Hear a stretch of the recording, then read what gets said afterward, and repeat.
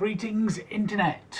So I watch, read and play various stories with a post-apocalyptic setting, and that of course always leads to the thought, what would I do in that instance? So today let's go over my apocalypse plan. Now whether you're dealing with zombies or just general bandits, the first thing you're gonna end up needing is some kind of weapon. Guns aren't really a thing in this country, and looking around my flat I haven't really got anything you'd actually technically call a weapon. But I could come up with a makeshift club or kitchen knives. Not the greatest start, but at least it's something, and both would probably be useful in various circumstances. Now I live in a 5th floor flat up on top of a hill, so it's actually quite defensible. So depending on how much food there is in the flat at the time, there'd be an argument for staying put to start with. However, there is of course one problem with me that most other people wouldn't be facing, and that's that I have type 1 diabetes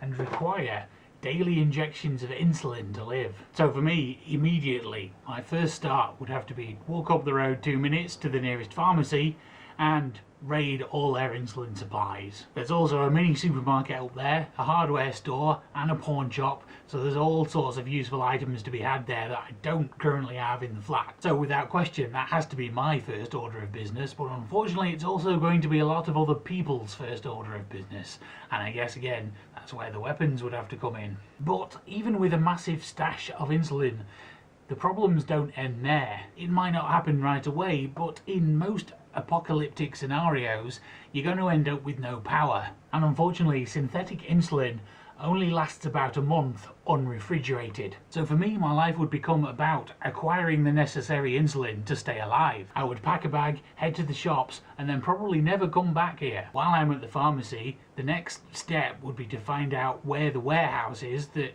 houses all the insulin before it's delivered to the pharmacy, and of course that place would be full of all sorts of other useful medical things. But by then supplies are going to start running out and going off, and raiding a third place wouldn't be anywhere near as effective. So it's time to start thinking about the long term and making your own insulin. Unfortunately that requires some fairly specific lab equipment and hard to get materials. I know the head office of the company that makes the insulin I use is in Holland, but I don't know where the lab is where they actually make it. It's probably not in the same place. However, of course, Holland was probably fairly difficult to get to, so it'd be likely to look for labs and universities in this country that would have the right equipment. It would still be all very tricky to do in a post-apocalyptic scenario, especially when the lab-grown synthetic insulin requires a sterile environment. I would most likely have to end up doing it in the really old-fashioned way, like they started in the early 1900s, and that's by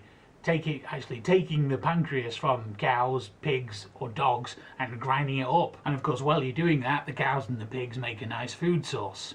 But it still requires a bunch of acids and processes to actually make it into usable insulin. There is one other method which would probably actually be the best, but it's still very new and hasn't passed human trials yet. A biotech company in Canada has produced a transgenic safflower which seeds produce insulin and can be extracted much like you would sunflower oil. So there is hope that one day it could be less complicated, but if it happened today I would somehow have to figure out how to get to Canada. So I would more likely head into the Peak District and look for a farm I could join. So how do you think you would handle an apocalypse? Let me know in the comments down below, and I'll see you again tomorrow.